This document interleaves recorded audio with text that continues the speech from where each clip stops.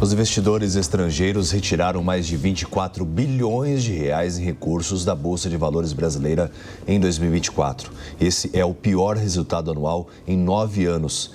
E para esclarecer as nossas dúvidas, o economista Écio Costa chega aqui agora no Jornal da Manhã. Écio, muito obrigado pela sua participação e eu já gostaria de começar perguntando sobre os impactos dessa debandada dos investidores do Brasil. Bom dia. Bom dia, prazer estar participando no programa de vocês e é importante a gente entender o contexto, né, por trás disso, mas tem um impacto importante justamente no avanço, né, da economia. Quando você tem uma saída de investidores via retirada, né, de investimentos na Bolsa, significa que são menos recursos para as empresas poderem fazer seus planos de investimento. Em geral, a empresa, quando faz o seu IPO, né, quando ela abre o seu capital para investidores, né, através das bolsas de valores, no caso, né, no caso da B3 aqui no Brasil, você faz uma forma de financiamento, né, para a expansão dos seus negócios. E esse é o financiamento mais barato que tem, porque você está, né, compartilhando ações da sua empresa com novos investidores que vão comprar essas ações, colocando recursos naquela empresa que tem um processo geralmente de expansão.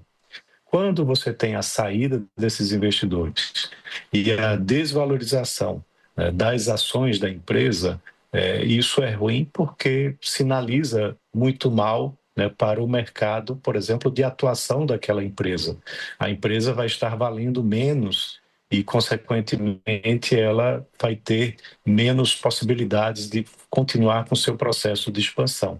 Então, toda vez que isso acontece, você antevê um crescimento mais baixo, né, esperado para aquele setor, e se é a Bolsa como um todo caindo ou simplesmente andando de lado, significa que o crescimento econômico ele deve ser menor num futuro próximo. Écio, perdão. A gente viu que a política fiscal ditou um pouco o tom, né, do ano de 2024, principalmente no segundo semestre. Quais fatores você acredita, né, que fizeram e motivaram essa saída? E se isso agora será também uma tendência para o ano de 2025? Então, a gente tem um processo de discussão muito forte em torno da questão fiscal aqui no Brasil. Você tem um problema muito sério, né, de expansão fiscal, com até uma expansão da receita batendo recorde após recorde. Todos os meses você vê anúncios de que as receitas do governo têm crescido 10% na comparação anual, porém isso não tem sido suficiente para abarcar, né, a expansão dos gastos, né? Os gastos têm sido maiores e têm tido um crescimento ainda maior do que o crescimento da receita. Então, isso termina impactando muito no resultado das contas do governo.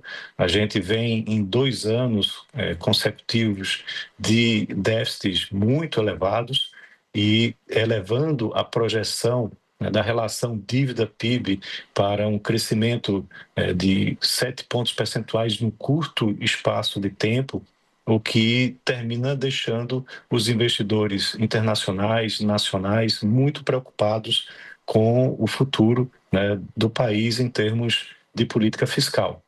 Isso é também inflacionário, e aí é onde entra um outro ponto importante.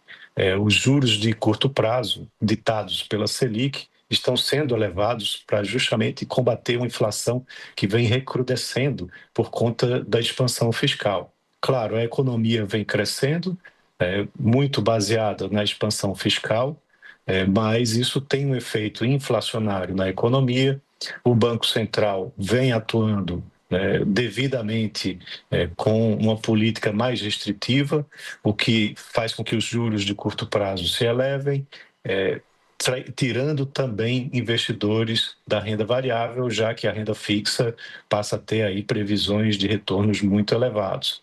Mas não só a questão dos juros de curto prazo, os juros de longo prazo também estão muito pressionados para cima. Isso é geralmente muito ruim, porque indica que lá na frente você pode ter uma recessão por conta das expectativas do mercado de que os juros futuros terão que ser mais elevados para poder pagar pelo aumento do endividamento do país. E também isso é visto no risco país. O risco país ele cresceu muito esse ano, fazendo com que a expectativa novamente de juros futuros se tornem de juros mais elevados para justamente se contrapor a esse aumento de risco que a economia está oferecendo. Eu vou incluir na nossa conversa os nossos analistas para que também possam te fazer perguntas, começando pelo Sérgio. Bom dia, Écio. Nós estávamos aqui no Jornal da Manhã debatendo economia dentro do cenário político e eu queria fazer uma pergunta sincera para você. Você, economista que estava explicando de forma brilhante, você ainda acha que é possível um estrangeiro investir de forma segura num país, mas num país assim que vem com uma ausência de um compromisso fiscal, que tem uma insegurança jurídica, que tem um risco Brasil muito elevado, que não tem normas do direito do trabalho, por exemplo, de forma muito clara? Você acha que um investidor estrangeiro hoje ele tem segurança para investir no Brasil ou ele vai pegar o dinheiro dele e investir em outro país? Essa é uma pergunta importante, interessante. Nós já somos destino para investidores internacionais. Tá? Quando a gente olha no ranking mundial do IED, né, do Investimento Estrangeiro Direto, o Brasil se situa geralmente entre o terceiro, quarto maior destino para IED. Nós temos muitas multinacionais aqui dentro. Isso mostra que o Brasil tem um mercado potencial gigantesco, né? Tem um mercado de consumo enorme e tem ainda muitas demandas para infraestrutura, por exemplo. Temos ainda muito que crescer, é um país continental, como a gente costuma dizer, e você tem um agro que precisa de escoamento, você tem saneamento básico que precisa de investimentos. Então, isso termina sendo um ambiente muito atrativo para investidores internacionais. Porém, tem todo esse outro lado de preocupações que você mencionou. Você teve uma reforma trabalhista, mas aos poucos algumas medidas vêm sendo tomadas para desfazer os avanços positivos que ocorreram com a reforma trabalhista. Você tem uma questão fiscal muito preocupante que termina elevando as taxas de juros, como eu mencionei, de curto e de longo prazos, para patamares que terminam até inviabilizando ou precisando fazer com que os projetos de concessões, por exemplo, sejam refeitos, né, para que eles tenham maior viabilidade, porque com uma Selic de 15%, por exemplo, um projeto de longuíssimo prazo, como uma concessão que olha muitas vezes horizontes de 20, 30 anos, termina se inviabilizando. Então, esse ambiente institucional, político e econômico, ele precisa ser melhor tratado para que você continue mantendo o Brasil como um dos principais líderes no mundo para o destino, né, a destinação do investimento estrangeiro direto. Muito bom dia, Écio. Me chama muito a atenção o volume de dinheiro retirado, porque, segundo sei, o total do saldo de investimentos que tem na B3 fica entre 130 e 140 bilhões de dólares. Se saíram 24 bilhões, seria coisa de 15% a 20% do total de investimento, o que, me parece, derruba o preço das empresas que estão no mercado de ações, normalmente empresas sólidas e boas.